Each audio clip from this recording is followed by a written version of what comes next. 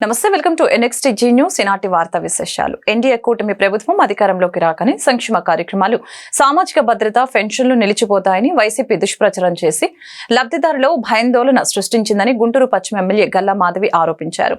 రాష్ట్ర ముఖ్యమంత్రిగా నారా చంద్రబాబు నాయుడు ప్రమాణ స్వీకారం చేయగానే సామాజిక భద్రత, పెన్షన్లు పెంచారని గుర్తు చేశారు. ఇక రాష్ట్రంలో జనరంజక పాలన సాగుతుందని స్పష్టం చేశారు. ఆదివారం గుంటూరు పశ్చిమ ఎమ్మెల్యే కార్యాలయం ఆవరణలో సామాజిక భద్రత, పెన్షన్ల పెంపును స్వాగతిస్తూ సీఎం చంద్రబాబు నాయుడుకు కృతజ్ఞతలు తెలుపుతూ లబ్ధిదారులు ఆయన ఫ్లెక్సీకి పాలాభిషేకం చేశారు. ఈ కార్యక్రమంలో ఎమ్మెల్యే గల్లా మాధవి పాల్గొన్నారు. ఎమ్మెల్యే పాలాభిషేకం చేసిన అనంతరం పెన్షన్ లబ్ధిదారులకు స్వీట్స్ పంచి వారితో ఆనందాన్ని పంచుకున్నారు.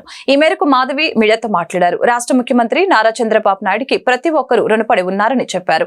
ఎన్నికల కోడ్ సమయంలో వృద్ధులకు పెన్షన్ల పంపిణీ విషయంలో కూడా వైసీపీ శవ రాజకీయాలు చేసిందని ధ్వజమెత్తారు. చివరికి వాలంటరీ వ్యవస్థను రాజకీయ లబ్ధి కోసం వైసీపీ సర్కార్ వాడుకుందని గుర్తు చేశారు. అర్హత ఉన్న ప్రతి ఒక్కరికి సంక్షేమ ఫలాలు అందిస్తామని తెలిపారు.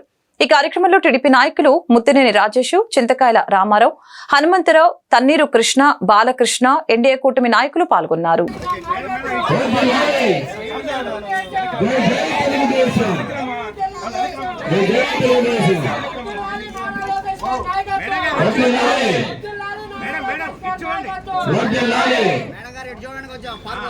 పాలాభిషేకం జరుగుతోంది. అందరూ చప్పట్లతోటి ఆశీర్వచనం తెలుసుకుని కోరుతా ఉన్నాం.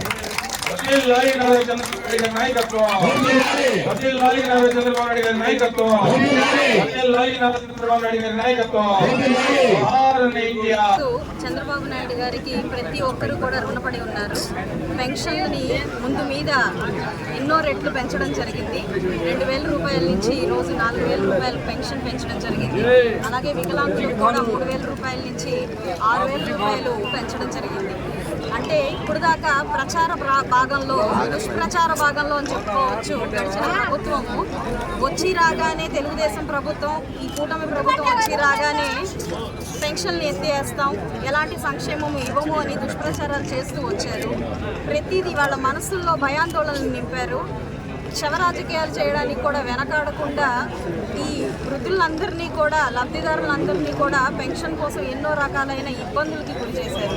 వాలంటీర్ సిస్టము ఈ గడిచిన ప్రభుత్వానికి వారు కార్యకర్తలాగా వ్యవహరిస్తున్నారు అని చెప్పి వారిని అడ్డుకునే ప్రయత్నం ఈసీ వారు చేసినప్పుడు దాన్ని కూడా వారు రాజకీయ లబ్ధి కోసం వాడుకుని పెన్షన్ని వారికి అందజేసే విధాన్ని ఇంకొక రకమైన మార్గాన్ని చూడకుండా వృద్ధులందరినీ కూడా సచివాలయాలకి రప్పించుకుని ఎన్నో రకాలైన ఎంతో మందిని బలి తీసుకున్న పరిస్థితులు మనం చూసాము.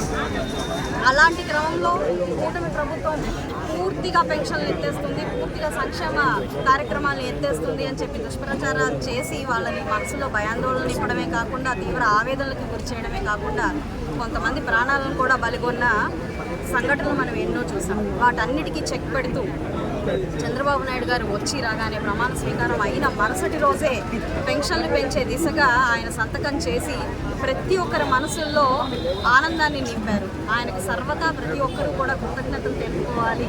ప్రతి ఒక్క లబ్ధిదారుడు కూడా వారి పేరును నమోదు చేసుకొని ఈ యొక్క అవకాశాన్ని అందిపుచ్చుకోవాల్సిందిగా మేము కోరుకుంటున్నాం. మా కార్యాలయం కానివ్వండి, నాయకులు కానివ్వండి, సర్వదా వారికి సంక్షేమాన్ని అందించే దిశగా సిద్ధంగా ఉంటాము. ప్రతి ఒక్కరూ నిజంగా వారికి చేకూరే, వారు ఎలాంటి అంటే వారి క్వాలిఫికేషన్, దానికి దీనికి వారు అర్హులైన ప్రతి ఒక్కరూ కూడా వచ్చి దానికి కావాల్సిన పత్రాన్ని అందించి వారి యొక్క సంక్షేమాన్ని తీసుకోవాల్సిందిగా, అందిపుచ్చుకోవాల్సిందిగా నేను ప్రతి ఒక్కరిని కోరుకుంటూ మరొక్కసారి మా నాయకుడు మాన్య శ్రీ చంద్రబాబు నాయుడు గారికి పాదాభివందనం తెలుపుకుంటూ ప్రజల అందరి తరపున కూడా కృతజ్ఞతలు తెలుపుకుంటూ